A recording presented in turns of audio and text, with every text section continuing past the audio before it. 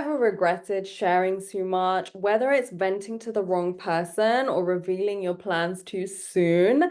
Have you been super excited about something and you've said it to someone, but then you felt the energy's off, like they're not that happy for you? Trust me, I've been there, and oversharing will have serious consequences if you're not mindful about it. In this video, we will explore the dangers of oversharing and 5 ways you might overshare without realizing, and how it impacts your energy and your ways to protect yourself and your personal boundaries, because your energy is expensive. Hello, everybody. My name is Ashwarya, and this channel is dedicated to energy alchemy, ancient mysticism, raising our vibration, and aligning with our true selves. So first, let us just understand what oversharing is. This is disclosing personal information, something that's happened to you may be negative, or something that's happened to you super positive. And it's not always appropriate to share. It's not always necessary. And it often leads to negative repercussions. Now, I used to be somebody who was so guilty of this, because when you get together with your girlfriends, or you just want to connect with people and you want to talk about things, you just naturally talk about your life and what you're up to and what they're up to. And this is something very normal in the culture, but I actually don't think this is a good idea. Like nowadays, when I get together with people, I talk about higher consciousness ideas, or I talk about ways that we can evolve, or I talk about things that, I've learned, things like that. I don't really talk about myself too much anymore, because I've learned the hard way that this can have repercussions. So let me tell you 5 ways that you might be oversharing. So the first one is venting. Now, when something happens to you that is just gets on your nerves, and you just don't have the capacity to have emotional control with it, and you don't know what to do, you might resort to venting. You might resort to ringing up your best friend, ringing up your mom, ringing up your dad, and just venting about the situation, like saying, he did this, she did that, everybody did this, and I feel like this, and blah, blah, blah. And that might make you feel better temporarily, right? Because you've actually given the bulk of how you feel to somebody else energetically. And you feel like a problem shared is a problem halved. No, it's not. Number one, you have literally put this energy baggage on somebody else. Venting is very different from just expressing. If something has happened to you and you want to connect with somebody on it, and you want to express, what happened, and get their feedback from a trusted person, which when you actually raise your vibration, awaken your consciousness, and connect your divine source, you won't actually have to do that anymore. But if you're in the in-between stages, just make sure that you're speaking about your situation to somebody that you deeply trust, that somebody definitely has your back, and you're also not venting, you're not putting so much emotion into the conversation, because emotion is contagious, and that person will pick up on that emotion and they will hold that baggage for you, and that's not fair. But also that you're just saying things in a neutral way, right? But the other thing is that venting causes is it actually causes you to put more attention and more energy onto the problem rather than the solution. And now you're also doing it collectively. It's not just you doing it, you're now kind of energetically asking the other person listening to put their energy and their resources onto the problem. And if you do it in a group, that's even worse. Right? Because now there's a bunch of people thinking about the same thing and feeding their energy and attention, which actually will make your problem worse in the energy realm. Because when we collectively focus on something, it is very powerful. That is why I always talk about not watching the news, or not watching world tragedies or things that are harmful to us and the collective, because we are all putting our energy. Now, am I saying we should not be aware of things happening in the world? No, we should completely be aware of the things that are happening in our world, but we should be careful what our contribution to that is. Are we imagining the problem getting worse, or are we raising awareness, but also holding the vision of the future, holding the vision of healing, holding the vision that scenario gets resolved, that people have what they need, that people get through the situation? Or are we just in the energy of it being horrific and making, making that situation bigger. Because that is what we do when we collectively think about it. That is why when I run collective meditations, it's very powerful. People can easily go into meditation and have this like powerful experience because there's multiple people feeding into that energy of raising your consciousness and connecting with higher consciousness. The second thing is sharing something before it comes to fruition. So if you are working on something and you're super excited about it, you might just go and tell everybody about it before it even comes to fruition, right? And then the thing doesn't come to fruition. And then you're thinking like, what happened? This is because when there is an idea or when there is something very sacred, you have to protect that energy, right? You have to nurture that. Even if you plant a seed, you're going to need to protect that instead of giving it to the whole world and like with everybody's energy on the situation. Even when you are pregnant, that baby is inside you for 9 months. It is the same with any idea or anything that you want to do in the world. There is a gestation period where you need to nurture that idea. You don't want to bring other people's ideas, opinions, advice onto that thing. You want to protect that and you want to keep that sacred. Otherwise, you might risk spoiling that energy, diluting that energy, especially if the people that you are telling don't wish well for you. And people can describe this as like having the evil eye or like monitoring spirits. And I've made a video on that, so you can watch that because my take on that is very different.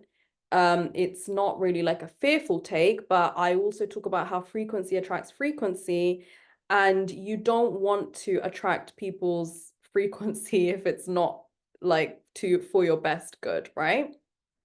And the third thing that you do is open it up for discussion. Like, why is the things you're doing in life suddenly a topic of discussion? Why is everybody allowed to have their 2 cents in your life? Like, are you having your 2 cents in their life? If so, that's you might want to consider upgrading that relationship.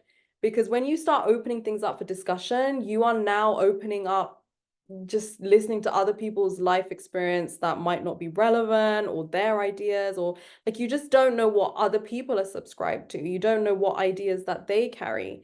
We are all so unique in the perspectives that we have. We shouldn't really be giving each other advice unless we have the things each other wants. Like, take advice from the person who has the things that you want.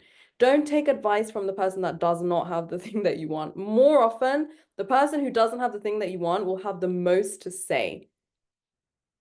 They will have the most negative stuff to say about the situation. So don't make your life a topic of discussion.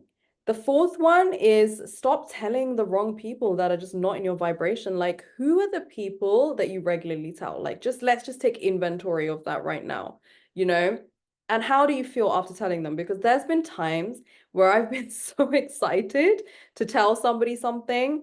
And then as soon as I tell them, it's just like the energy's flat because they might make the expression and do their voice that they're happy for me, but I know deep down they're not happy for me. Like, they're thinking about their own life.